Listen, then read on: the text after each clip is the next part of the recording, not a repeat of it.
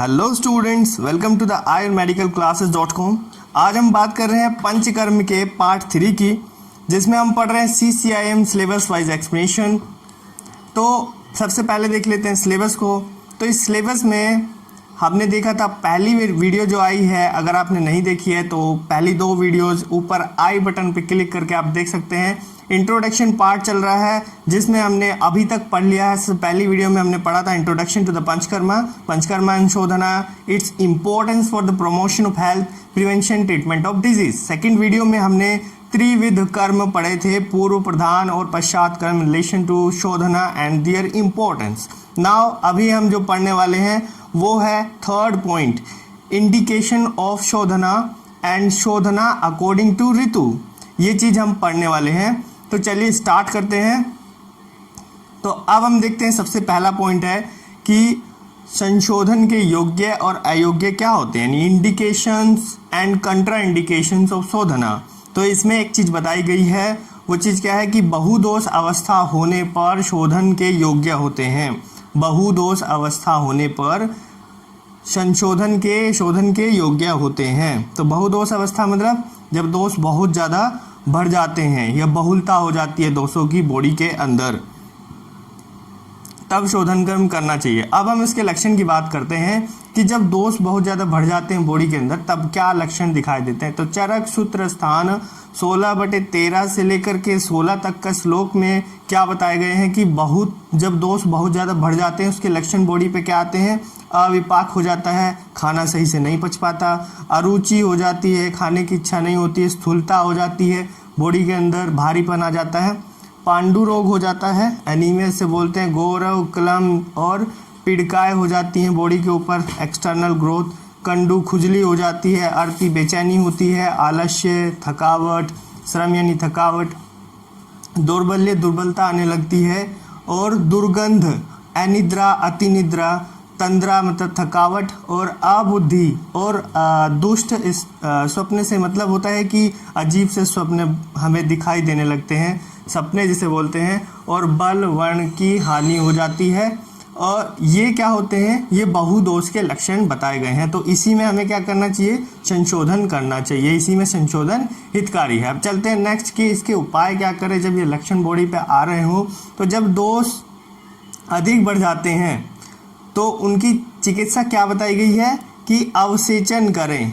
अवसेचन से क्या मतलब होता है कि उन दोषों को बाहर निकाल दें। ठीक है, बाहर निकालना क्या होता है, अवसेचन। ठीक, जैसे क्या होता है कि पानी में जब कोई खेत डूब जाता है तो हम उसे सुखाते नहीं हैं, बल्कि क्या करते हैं, उसकी मेड़ को तोड़ देते हैं, जिससे क्या होगा, वो पानी बाहर आ जाता है और वो खेत ठीक हो जाता है। ठीक है, वैसे ही क्या होता है, जब बहुदोष अवस्था आती है, दोष बॉडी में भर जाता है, तो अवसेचन करते हैं। तो अवसेचन करते हैं, इसका मतलब है उन दोषों को बाहर निकाल देते हैं। ठीक है, अब चलते हैं नेक्स्ट पे कि संशोधन के अयोग्य क्या होते हैं, कंट्रा इंडिकेशंस क्या होती हैं शोधन की।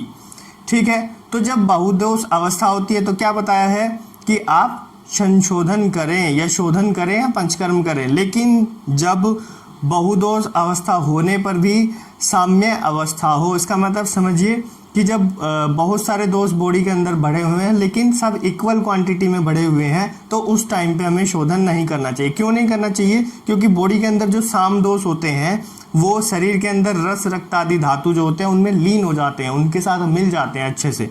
ठीक है, और उनके साथ मिल करके वो चिपक जाते हैं। जैसे कच्चे फल में रस रहता है, ठीक उसी तरह से वो चिपक जाते हैं। ठीक है, तो ये जब हम शोधन करते हैं, शोधन करने की कोशिश करते हैं, तो जैसे फल क्या होगा, फल या फिर शरीर का क्या होता है, नाश हो जाता है। ठीक है, लेकिन वो जो रस है या दोष है वो बाहर नहीं निकल पाते। तो ये चीज है, क्योंकि वो उसमें लीन हो चुके हैं, वो शरीर के अंदर लीन हो चुके हैं, वो जो दोष होते हैं वो शरीर के अंदर लीन हो चुके हैं, तो वो बाहर नहीं निकल पाते, बल्कि उल्टा शरीर का ही नाश हो जाता है। तो इसमें उपाय क्या करें या ट्रीटमेंट क्या करें, तो एक यहाँ पे श्लोक बताए, आचने दीपने स्नेहे तान स्वेदेश परिष्कृतान शोधने छोधने काले यथा सन्नम यथा बलम।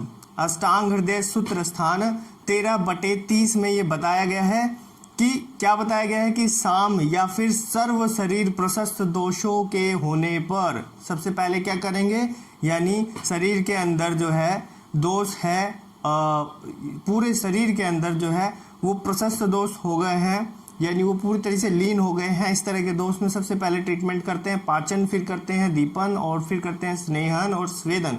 तो ये ट्रीटमेंट कर देनी चाहिए। उसके बाद क्या होता है, दोष शिथिल होने लगते, ढीले होने लगते हैं, तब क्या करें, संशोधन करें। तब क्या करें, संशोधन करें। तो सबसे पहले दीपन, पाचन, यहाँ पे पाचन करते हैं, फिर दीपन करते हैं, स्नेहन करते हैं, स्वेदन करते हैं। जब दोष शिथिल हो जाए इनके करने पर तो फिर हम यहाँ पे शोधन कर्म कर सकते हैं। ठीक है, नेक्स्ट आते हैं। नेक्स्ट पॉइंट है कि ऋतु के अनुसार दोषों का संशोधन कैसे करते हैं। तो आचार्यों ने यहाँ पे बताया है कि ग्रीष्म ऋतु में वात का संचय होता है, तो श्रवण मास में, ठीक है, श्रवण मास में बस्ती के द्वारा संशोधन करना चाहिए। तो ग्रीष्म ऋतु में क्या होगा, वात का संचय होगा, तो वहाँ पे क्या करें, श्रवण मास में बस्ती के द्वारा संशोधन कर्म करना चाहिए। ठीक है, वात की श्रेष्ठ चिकित्सा वस्ती कर्म होता है। नेक्स्ट आते हैं वर्षा ऋतु। तो वर्षा ऋतु में क्या होता है, पित्त का संचय होता है। तो कार्तिक मास में हम क्या करें, विरेचन के द्वारा शोधन कर्म कराते हैं। तो पित्त की श्रेष्ठ चिकित्सा, संशोधन चिकित्सा या शोधन चिकित्सा विरेचन के द्वारा होती है। नेक्स्ट आते हैं हेमंत ऋतु में।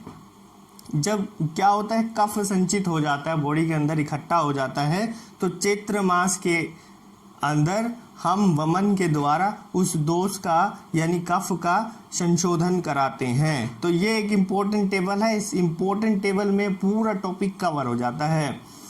तो आज की वीडियो में बस इतना ही। मिलते हैं नेक्स्ट पॉइंट के साथ, सिलेबस के नेक्स्ट पॉइंट के साथ नेक्स्ट वीडियो में। तब तक के लिए थैंक यू। वीडियो अच्छी लगी हो तो लाइक करें, कमेंट करें, शेयर करें। जय आयुर्वेदा।